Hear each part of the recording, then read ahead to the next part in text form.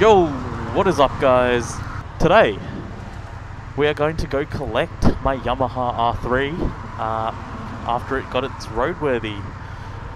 So we're on the Lone Pig right now, this VTR 250 which I actually adore and love. Kind of sad I have to let it go, but you know, them's the rules. So oh, look at all those potholes. Yeah, so hopefully the audio works out. Today we're going to be talking about getting your motorcycle license in Victoria. What are these guys doing? Now all of this information can be found on the VicRoads website. It's nothing new. It's just going to be someone talking about it while riding their bike so that you don't have to read it. I'm also going to talk about my specific experience while discussing the actual process so that you guys get some personal, intimate insight into the process of getting your license here. Alright, step number one, decide whether you actually want to get your motorcycle license or not. This is genuinely part of the process. I dedicated years to this one, and I'm sure there are many other people out there who are in the same boat as me. You know, I was worried about the risks, the costs, whether it was worth it, and it took me a couple of, well, yeah, it took me a good while before I was able to answer that question. So how can you work towards answering this question? Well, go ride a mate's bike if you can. See if it is something you want to do. Some people love the idea, the concept of riding a bike, but when they hop on it, they just get freaked out and they aren't too keen anymore. So, you know, figure it out before you commit $550 and 2 days of your time. Another thing that helps is if you've driven a manual car. If you've driven a manual car, you understand the manual gearbox, you understand the clutch, you understand how to row through the gears and back down and how to disengage the engine from the wheels. This stuff helps, really does. If you don't have a mate who has a motorbike, I do recommend doing a pre-learners course. They're about $100 and most places offer them. It's a commitment-free, I think like 2 or 3 hour course where they just get you to hop straight on the bikes, see whether you can do it or not, and they do teach you. So this is, you know, more for people who are still deciding. So once you've decided, okay, yes, I want to do this, you go book your license, your learner's permit test. It's about $550, so it is anything but cheap, and it's 2 days long, so it's not a small commitment. Essentially though, when you commit to this $550, you're really committing to about $1,000 because your learners is not permanent. It lasts 15 months and you have to go get your check ride and your license assessment done. So all up you're committing to $1,000 pretty much. Unless you're just willing to let that $550 go to waste and lapse if you don't end up liking it or can't be bothered progressing. Anyway, we'll get to that. So the learner's assessment is a 2-day course with written and practical assessments, but they kind of just assume that you have 0 riding experience. It's pretty breezy. It's really not hard at all. I do recommend that you read the motorcycle handbook on VicRoads beforehand, but it's, as long as you pay attention and as long as you are able to handle the motorcycle, you'll pass, pretty much guaranteed, because they're not looking to fail you. My experience was pretty darn positive because going into it, I had a bit of experience riding a motorcycle. I learnt back in like 2014 over the course of a day or two. I did a pre-learners course back in 2018. So I knew I could ride it and I wanted to, and then I booked my learners and bought a bike straight away. I had 1 whole month. I had a whole month, pretty much.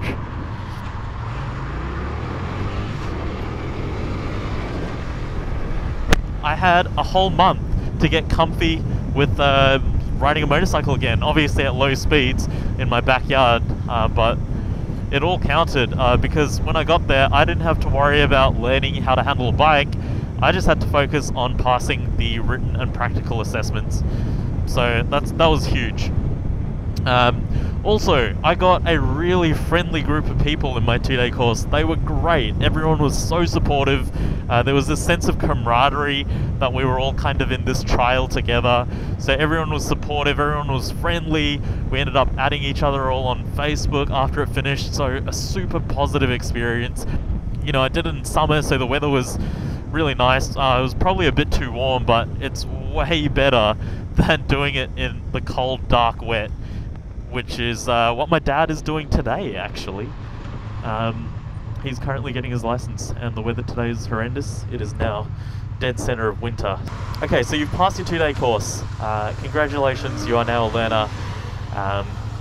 What's next? Well, you've got 3 months to practice before you're eligible to go for your check ride. And they make this mandatory so that you...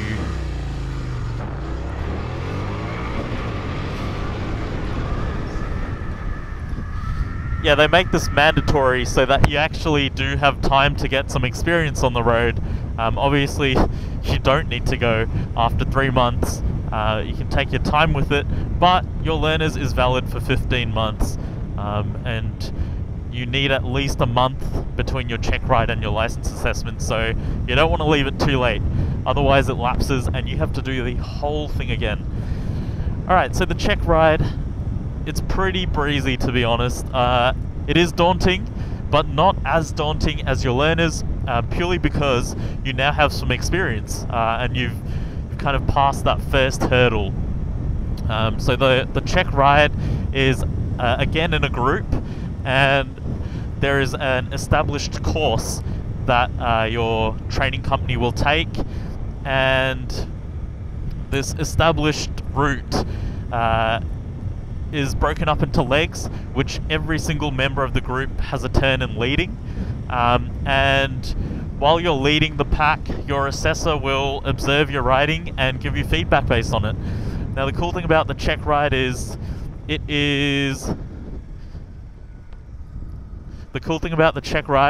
that it is not really something that you can fail very easily, unlike, you know, the learners or the license assessment, which again are also quite hard to fail, but this is a lot harder to fail because it's not really a graded kind of thing. It's just there to provide you feedback. The only way you can fail it is if you drop your bike, crash, or end up causing an accident with other road users. So yeah, it's done in a group, but it's not really something you're meant to fail. Again, you get that sense of camaraderie because you're all in this kind of assessment together. Everyone's really supportive. I made a couple more friends through that, added them on Facebook too. My particular experience was pretty good. I took the Bandit, but my brake switch had given out. So I wasn't actually allowed to ride it because it wasn't deemed roadworthy. And I had to ride one of the 125cc practice bikes they had that we did our learners tests on. And let me tell you, that thing could barely hit 80k an hour, but you know, it was easy because it's a really small bike. It meant it was actually easier to do my on-range assessments because they make you do that all over again at the start before you get out onto the group ride. They make sure that you remember your basic maneuvers from your learners. So that was the only downside. I didn't get to ride my Bandit, which I really wanted to because I'd just gotten the exhaust on it. But maybe a good thing because I was running a bit low on petrol too. But it was good. I think my assessor kind of forgot to give me my feedback. You know, that I really wish I had gotten some proper feedback, but hey, my main worry, my main concern at the time was just getting through it, because that's also another 250 bucks. Yeah, it was actually fun. I really enjoyed it. I did get separated from the pack at one point, but you know, I caught up to them. Yeah, I actually had a blast on the check ride, to be honest. That was a good time. I had I didn't intend to go through the process of getting my license so quickly. I genuinely thought I'd hold my learners for almost a year at least, you know. But what really got to me was not being able to lane filter, because learners can't do that. And that sucked. That really sucked. Half the fun of a motorcycle is that whole zippiness, that maneuverability, and that lack of obstruction you get from driving a car. So I just thought, screw it. As soon as my 3 months was up, I went for my check ride, and literally a month after my check ride, I booked my my license assessment, because you have to wait at least 1 month before going for your license after having completed your check ride, and that's so that you can take the feedback the assessor gave you and you can work on it. So I just booked it for as soon as I could, and bam, I went for my license assessment. So this is basically the check ride, except you're not in a group, you're by yourself, so it's a bit more intimidating because you are not in a group, and you know there isn't anyone else to assess. The ride is so much shorter and way easier, you know, and you don't have to worry about getting lost or anything like that, really. Yeah, it's a good time. It's a good time. Unfortunately, mine was not a good time. It was probably the worst ride I had ever had in my life. And let me just go into detail as to why that was. Firstly, just prefacing this with this step is also about 200 to 250 bucks. So now we're getting close to a total of 1,000. So I booked, obviously, my license assessment a month out. I can't see weather forecasts or anything like that. And that was a week when Melbourne was really, really damp and rainy. And you know, me being the hobbyist rider that I am, I'm not here to commute on these bikes. So I got to avoid rain, and I just had no real interest in riding in the rain. And of course, that day was just downpour, but not quite enough for them to cancel the license assessment. So I was a bit nervous already because I hadn't collected many wet hours. I rock up, you know, I had a fresh front brake switch from doing my... I had a fresh front brake switch after it got picked up on the check ride and I couldn't ride it. So that was replaced. I was good to go, but bam, the rear brake light now didn't show up. It needed to be adjusted, and I'd brought a shitty eBay front brake switch which had given up after a month. So that was also hopeless. But I was so lucky because they actually let me ride it this time. Yeah, but I got marked down heavily for not braking, even though I was. I then did my on-range assessment, all good. They make you do the stuff you learned from your learners again, just to quickly make sure you remember it all. And we go inside, do the paperwork, come back out for the on-road assessment, and my zipper brakes on my pretty much brand new Dainese leather jacket. That sucked because, you know, I didn't ride much and the zipper gave out, and I paid a premium to get a good jacket from a good reputable brand so that this wouldn't happen, but it happened. So that was a real bummer. So now I've just got all these factors in my head that really sucked. And to make it worse, because the jacket couldn't zip up, I was just copping a soaking to my belly and chest because I was just wearing a cotton shirt underneath, cotton t-shirt, and also not having ridden in downpour before, you kind of don't realize that motorcycles don't have windscreen wipers and you have to just use your hand, which was also kind of shit. Should probably look into some coating for the visor for that, but yeah, that was something I also wasn't prepared for. I passed, although I did get marked down for my braking, and there was something else. Oh yeah, I didn't indicate pulling out of that like one stop, so I got marked down for that.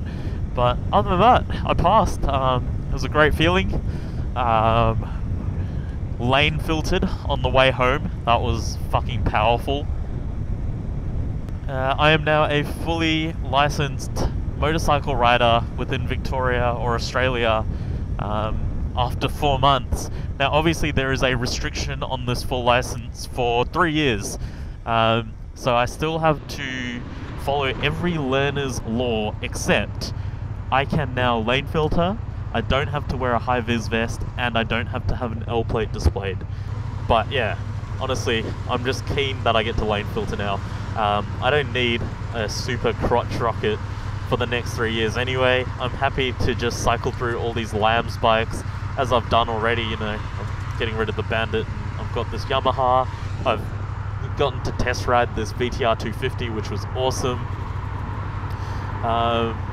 And that's kind of what my next 3 years is going to look like. Just slowly enjoy riding as a recreational leisure activity. Get familiar with more bikes. I want to work on my low speed maneuvers, my technical skills, and maybe eventually hit the track. So that's what I'm keen for before I look for like any non-Lambs power. There you have it, guys. That was my experience. If I can give you one tip for all of these assessments, it's just relax. If you make a mistake, relax, because if you start worrying when you make a mistake, it just creates this vicious cycle, which makes it a lot harder to actually continue. So relax. They're easy. They don't want you to fail. They're here to make sure you ride well. And yeah, that's what you should be worried about. Riding well. Also, head checks. Head checks for days. They really do check that, and they will fail you if you don't head check on your assessments. And you should get into the habit of it anyway, because it proves really handy on the roads. Yeah, that's pretty much it, guys. If you have any questions, please drop them in the comments below. I will do my best to soothe your soul. Thanks so much for watching, guys. I will catch you on the next one.